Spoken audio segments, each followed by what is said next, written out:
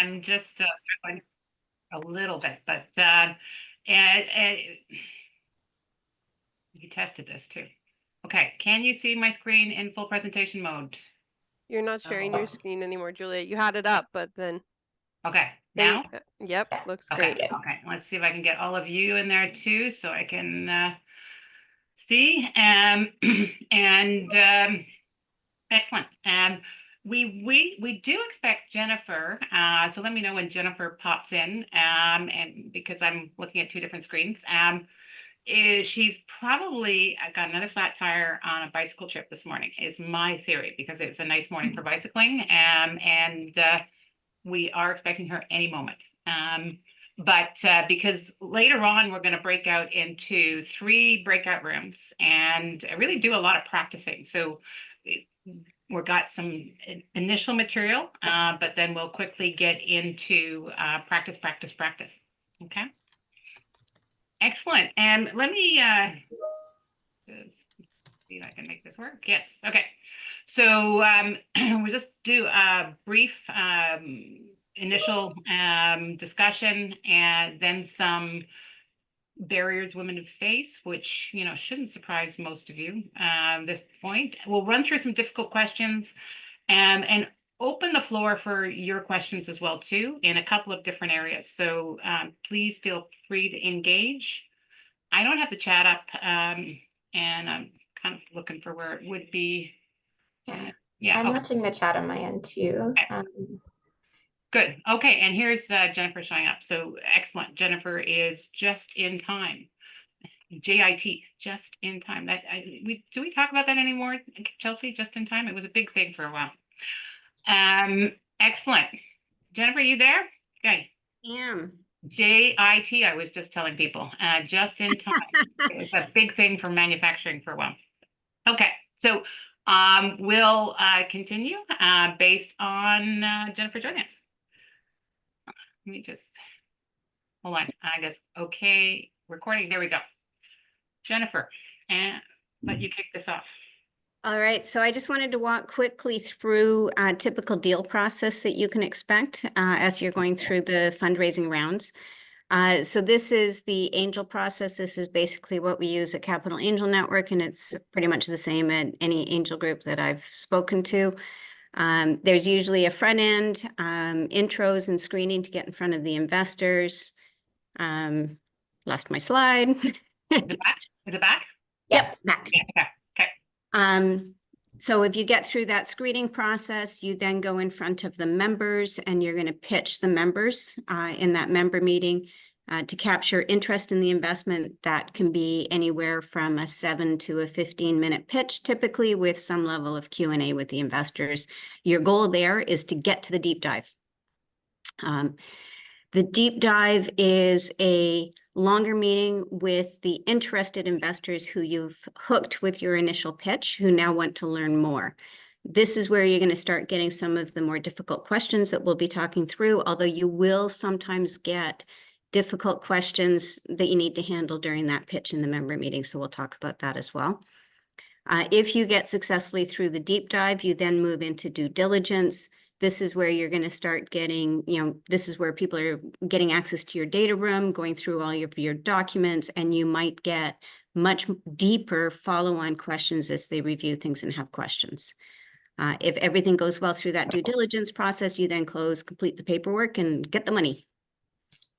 So that's the basic process. And typically going into due diligence, not necessarily the deep dive, but you're going into due diligence when the investor is pretty much, I like it, I plan to invest, but I need to, do the T's and C's before I do that. Yeah, and I'll just add from the 51, the process, there is a lot that is the same. From a fund perspective, though, you might meet a few more people. So typically, sometimes a lot of funds, you're meeting an analyst, associate, or principal first. If that deal kind of gets through that screening process, it fits with our investment thesis, then you'll get introduced to a GP. So there might be a few more kind of initial pitch meetings that you're kind of in that stage, maybe more than once. And then we'll probably be tapping into our network for external expert opinions as well, like through that deep dive. So sometimes those are happening in parallel to the deep dive or due diligence. But ultimately, we're looking and building an understanding of your business, checking for completeness. Is there any gaps of knowledge that we have? How does your team respond to that?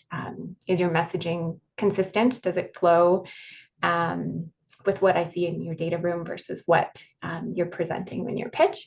Is it credible? Is it believable? Do I believe that your team is the right team to be able to execute on what you're saying? And then also, is it clear? I think it's really important to be able to tell that story and why you as a founder and team are going to be the winners in this space with the business you're growing. So yeah, every step of the process, we're learning a little bit more and more. And yeah, very similar process, angel versus fund, but fund, there's more people that we have fiduciary responsibility to. So there could be extra steps within the process. And there's a few Sheboot alumni that have been through this process. Halu being our first grand prize winner, made it through with the 51 afterwards. Not immediately, but just so you don't all pound on Chelsea right away. They took her a while to get through this. And in fact, Halu also went through the Capital Angel Network process to get some investment. Yes, that's true. And Ayrton Energy is also the 51 investment, and they were 2022 Sheboot alumni. Anyways, to name a couple. Okay, sorry. Okay, so you probably know this. It's been repeated a lot. Unfortunately, all women founding teams have never raised more than 3% in venture funding since 2014. I'm not really sure what happened before that, but that 3% has been very consistent. Funding to companies with all female founding teams actually saw a slight increase, and that's a really good news, where 1.1 billion got raised by all female teams in Q2 2024, and 900,000 was raised in Q2 2023. I mean, that's a positive statistic. There's going to be other statistics that are not as positive as that, but it's great to see a bigger portion for the women. That's a nice first. They truly believe, and this is a TechCrunch study, but that really this year it's probably going to be about the same as the last couple of years, that women founders will probably raise about 2% of the venture funding. And if you happen to be BIPOC, statistically the chances are much worse, and probably a tenth of that. Things are changing, certainly in the early stage, and we'll talk more about that when we look at the numbers again. Jennifer? Yeah, Okay. so, as you look at some of the things that you're going to have to get past. So first of all, the investment world, it's changing, but slowly. It's still a bit of a boys' club. And so that can be tough for women to break into, and you will, as you're going through your investment journey, and this is partly why we have men in the Friday pitch workshops, you'll be pitching to a lot of men, and we can talk about some of the issues that come up with that. But they're going to have some biases, either explicit or implicit biases, that will come out in the way that they interact with you and how they judge how investable you are. There's also pattern matching habits. So because fewer women, so pattern matching habits is, I was successful in this kind of thing. I made a lot of money, so I'm going to do that again. So I want to invest in things that are like the things that I made money in the past, and I don't want to invest in the things where I lost money in the past. Because the past companies that got investment are mostly male, you're not going to fit their pattern matching thesis. You're going to be slightly outside of that. So you have to get over that pattern matching bias to say you should be investing in something new and different than what you've done before. Then you get some of the barrier issues. Men without technical skills don't get the same sort of demerit points in the pitch that women without technical skills get. So you get a bit more penalized on that. And then there's a bias. This has been many studies that have been done primarily in the US, but applies to Canada as well. Men are frequently judged on their potential, women are judged on their past, and this leads to a whole different type of question that women get asked versus men. Right. Thank you, Jennifer.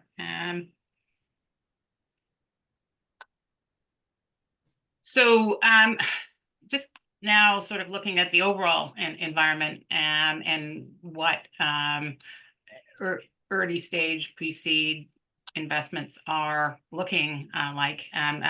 This is a CVCA report, and the graph is taken directly from that. It's brand new, including H1 2024 numbers. And you'll see that overall that 2023, if we look at it as a whole here, was a pretty good year. They're saying it peaked in 2023. I can't tell the difference. 2022, 2023 both look pretty good. But what we have seen now in early 2024 is what they're calling the first decline in seed investment since 2018. And the reasons for these we'll talk about more. But I mean, really, this is hit. Sort of started at Series E, D, C, and it's kind of worked its way down to this earlier stage now, and it's affected deal sizes and dramatically. But it's early data here in 2024, and our belief is, Chelsea, Jennifer, and I all talked about it, is that this is a short-term thing at this particular early stage. As things start to correct, and we'll talk more about that in a minute. And we're still seeing very positive deals happening in Ayrton Energy. You look for press releases on that. They just raised 9 million Canadian. That's their second raise. Sprout, I don't know as well. Jennifer, what does Sprout do? I forget. Sprout is in the wellness platform space, and they're just in the process of closing their round, which moved a little faster. So this is just an example. They applied to Capital Angel Network, but didn't come to the member meeting because in between our selection process and the member meeting, they got the rest of the commitment for the round. So some deals are still moving fairly quickly. Others, if you remember from the panel, are moving a bit more slowly, but there is money out there. There's money to be had, and there are deals closing. And Learn Experts is another example. It's not as quick as they wanted it to be.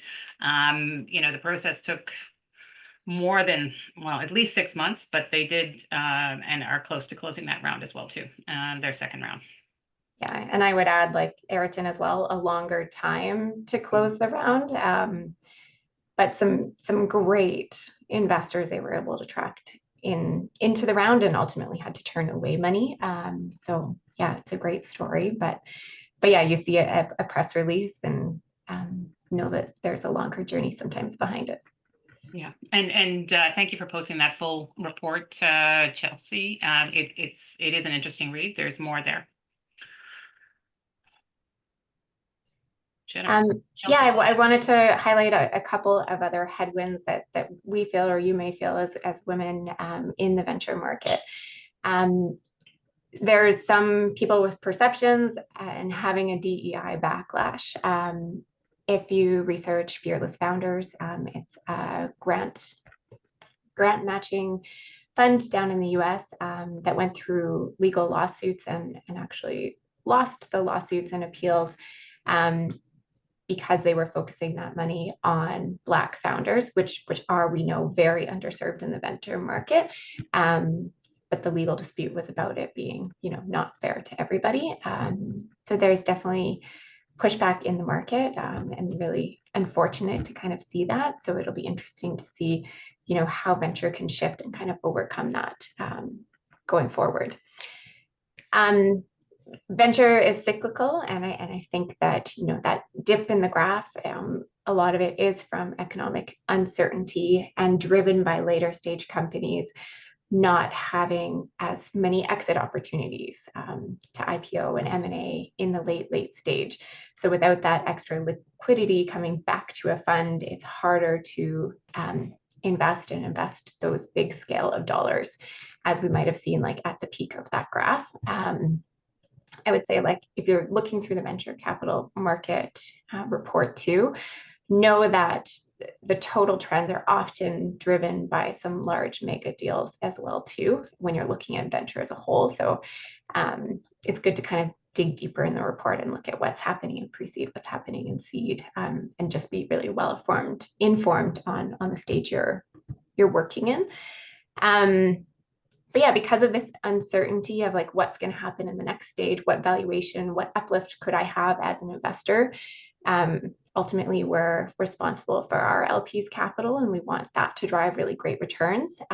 There has been hesitation in the market investing funds. So I think there'll be positive changes with new rate changes and other positive economic macro influences, but know that venture, as every business, is going to go up and down and be affected by the markets. Yeah, I think I talked about the last point there as well. Thank you. So really the rest of this is going to focus on questions from investors. It's understood that 67% of the questions posed to male entrepreneurs were promotion oriented, whereas 66% of the questions posed to women entrepreneurs were prevention oriented. And looking at similar companies, what the research has shown, and I've got the link down here. This is a 2020 article that entrepreneurs who fielded mostly promotional based questions raised 7 times more than those who fielded prevention based questions. So that's why we do this. That's why we consider it important. And still today there is a clear gender bias, and so we're going to practice and make perfect some of these responses. Jennifer. Yeah, so that's basically what we're going to do for the bulk of this session, is talk about how we can overcome these barriers and how do you handle those questions, knowing that you're going to get more prevention questions. And a prevention question is, just to help with what that means, it's a question more focused on risk or downside as opposed to opportunity and upside with your business. And so we've got many examples of those. You've probably heard them in any pitches that you've done to date about managing that risk. And what you're trying to do here is take that prevention question about risk and turn it around, and in your answer with information about the opportunity. And that's really important, because if you just answer the risk question, and it's really easy to do, just answer the question that was asked, you will keep making your opportunity sound smaller. And you will get somebody in the room saying, oh, that kind of sounds like a lifestyle business. Maybe they should just bootstrap. I don't think it's big enough to invest in. So it's really, really important. I have seen businesses that are, going after exactly the same market, almost the same businesses, and just the way they handle the Q&A, one comes out sounding like a small business, and one comes out sounding like a scale and growth business. So this is a skill that you need to develop, is how you turn those questions around to allow you to tell your story about the scale and growth potential with your business. So we're going to practice that. Excellent. And Chelsea, you're going to kick it off. Yeah. So just encouraging everybody on the call, like, this is a safe space. We want to hear all your opinions and thoughts. So no dumb answers, no dumb questions too. But so if I was to ask in a due diligence call, how do you plan to defend your market share given how competitive the landscape is? It would be great to hear how somebody can turn this question, which I think you can tell is a prevention-based question and how you can flip it around. Any suggestions from the group? This is the start of the interactive session.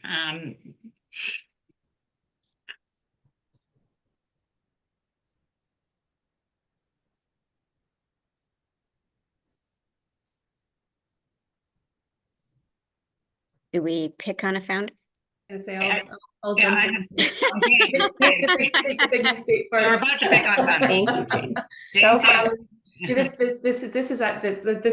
it is a great question, and we get this a lot. So just for context, doing therapeutics for kidney failure, and very, very competitive market, and a lot of our competitors have already been and gone and failed. So we get this question a lot.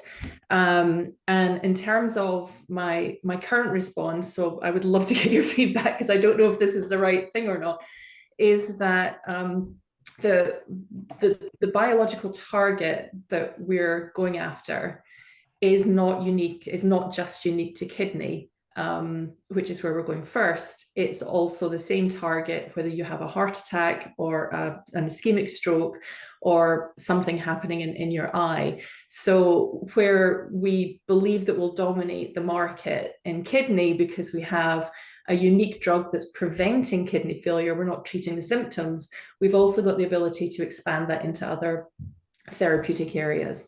So that's kind of my current response. So I would love to get your feedback on that. Yeah, so I like how you're starting to say like how, not only what we're doing right now, but hey, we also have this other platform approach where we can expand. And I think showing that growth potential within your answers is really important. So yeah, instead of talking about like a ton of the other competitors and how they failed, then an investor might be able to anchor on like, oh, why is everything failing?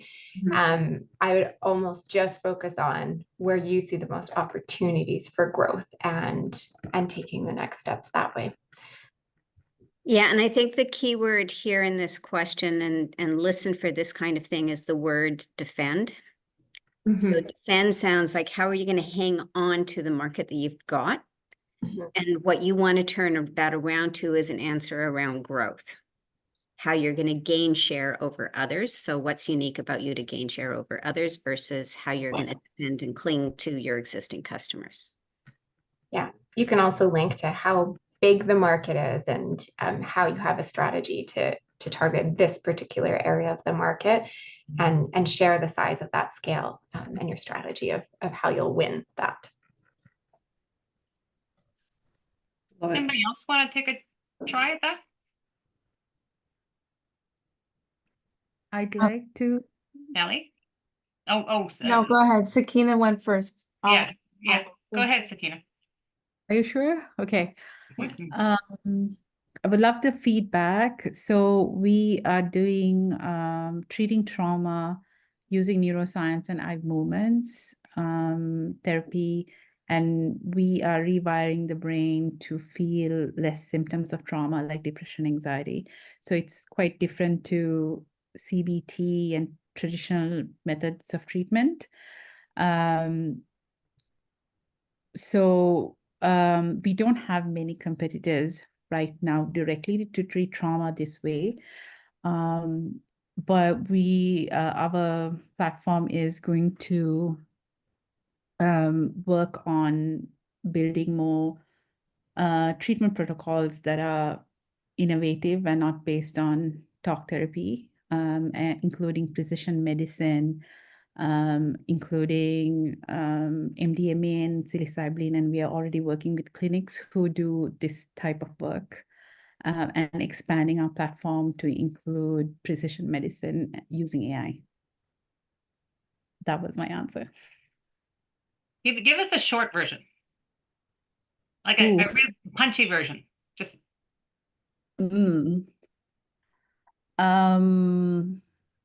Our market, we are uniquely positioned in the market as we are treating trauma in innovative ways and non-traditional methods using eye movements and rewiring the brain. and we are poised to expand our market using precision medicine and AI, and using other innovative treatment methods. Okay. Yeah, I think succinct is good too, is what I was pushing for there, and trying to really make it snappy. Otherwise, I'm sorry, I'm just going to be cruel to investors for a second, but we wander, our minds wander if things get too long. So snappy is great. Okay, great.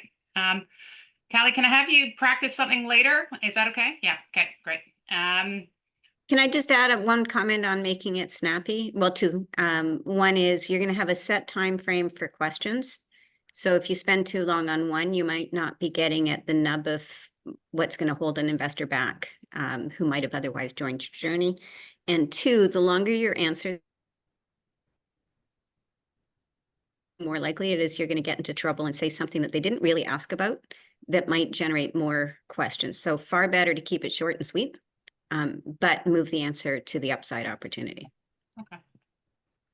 I'm gonna skip ahead a little bit now though, and we're gonna deal with this question, Jennifer. I'm gonna let you kick this one off. And okay, so I don't know how many of you have kids that are not, all grown up.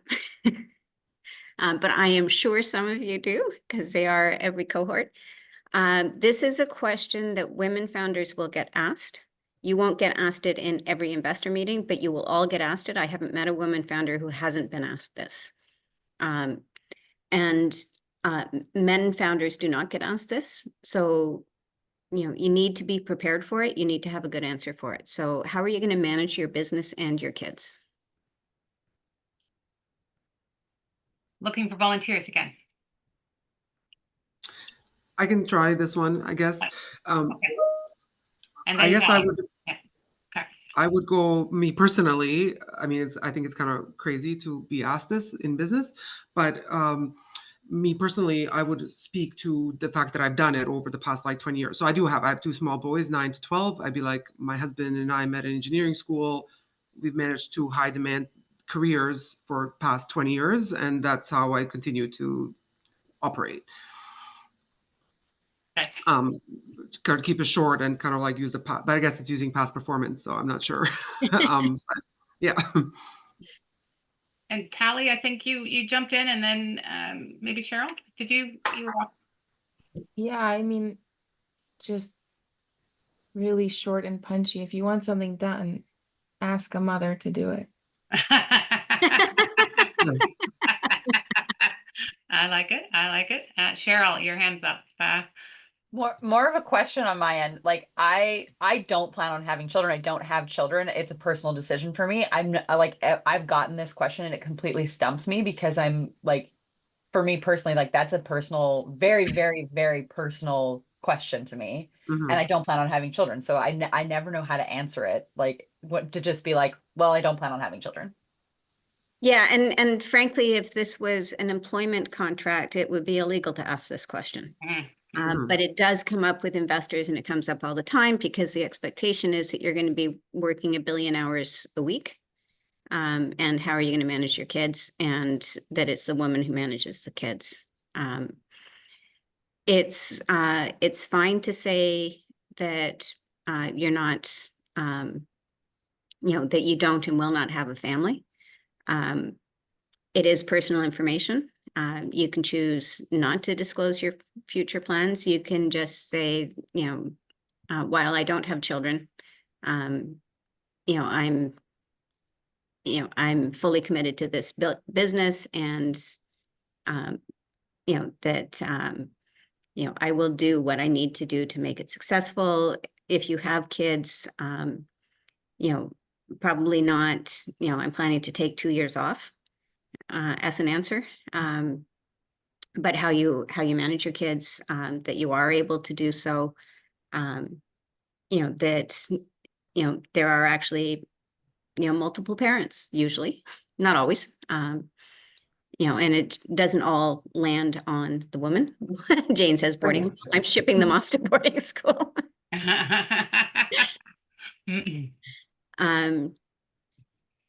Chelsea, what do you recommend? Just Yeah, I mean, it could be another great area too to highlight the strengths of your team. If you are like having a young one at home and you want to highlight, maybe how you'll adjust in the short term for that period of time. I've had founders do that, and that's been really interesting. I think I'm on a different seat of it from the 51, where a lot of founders will come to me being like, you're the only one I'm telling. So how it sits in a different venture firm, I'm not as exposed to, but I think, yeah, great answers that were thrown out there, like showing your drive, your focus, having kids. From my experience, I've got 3 kids, and I know that I can focus like crazy compared to some people that might not. So it's not a bad thing from my opinion, but it's how you're showing how you'll continue to drive. right. I would I'm gonna kind of short. This is for Chelsea and Jennifer. We're sort of working into question and answer time, so I think one of the things I just want to mention here is that as you move along that due diligence process, as you get there's pitch questions, and then there's deep dive questions, and then there's follow-up due diligence questions after the deep dive, even that they will get more and more detailed, more and more specific. And I think the big thing is, being prepared for in the deep dive that maybe you can't answer all those questions in that particular moment. How do you respond? Has anybody had that experience where they didn't know the answer? How would you respond at that time? You just didn't know the answer.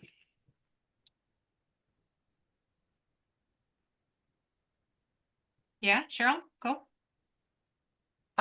In the past, I've said that's a really great question, and something that we're considering. What we're looking for from investors is investors that help us to discover more about our potential and help us to grow. So thank you for your question, and we'll consider it and get back to you. That's a nice play on the egos of the investors. That's great. Not a bad thing. And that follow-up, I would add, is really important too. We had a group of founders that came to our GPAC advisory committee just earlier this week, and it probably wasn't their best showing on answering some questions, and they were phenomenal at getting back to us on, okay, you posed great questions, and here's now us thinking about them on a deeper level. And yeah, our whole team really appreciated that. Jennifer, do you have anything to add in terms of how they should respond when they don't know the answer? Yeah, so don't lie. Don't make something up. If you don't know, yeah, I would say, great question. I'll need to get back to you on that. Or let me know how important that is, and, I'll get you an answer back. Sometimes the questions don't matter that much. And the investor doesn't actually want to be contacted after. But the main thing is be thoughtful about it. Acknowledge the value of the question, that you don't currently have an answer, and get back. And if you do get back, like, that's extra brownie points if you get back quickly with an answer. Yeah, absolutely. And that's certainly what I recommend. The other thing is that in the deep dive, it is encouraged in most deep dives, and I think there's different angel groups and different practices to bring other co-founders. This is a get to know you kind of plan. We just want to get to know you and your team, and maybe your tech lead. So I certainly like it when the founder here's a question and says, hey, I could answer this, but my technical person's here, and I think they'll provide a much more succinct and complete answer. It says, yeah, I could answer this for you, but I've got my team member here to do it for me, and I think it's a very solid way to go forward. Okay. And just a note, if you keep getting the same question and you don't know the answer to it, you should learn that area of your business. It's probably something that people expect you as a CEO to know. Absolutely agree. Okay. Any other questions that you guys want to pose us before we start breaking into the breakout rooms? We're running a little bit late already, so. And we'll have time to talk in each of the rooms. I'm going to suggest that we go directly to breakout so that we get the full 25 minutes each. Katie? Oh no, you said, okay, Katie, come in and yeah. I'm in. Yeah. I think we should just take a 2-minute break quickly for folks so you can run to the washroom. I think the next, a big chunk of time is going to go by really quickly. Yeah, Julia? Full 5 minutes. Full 5 minutes. Oh, you want the full 5? Okay, Yeah. I cut it to 2. I was Yeah. compromising, but full 5 Yeah. is good. Okay, so I'm going to set the timer. We're going to give you guys 5 minutes. If you need to grab something to eat, please do that too. But be prepared to do Q&A in the 3 breakout rooms. They've already been assigned, and then after so much time, I'll switch you, and we'll move through that way, and then we'll bring everybody back to the same room at the end. So for now, I'm going to hit start on the 5 minutes, and then just join us back here at about 12:16. Okay, great. Perfect. Yeah. Thank you.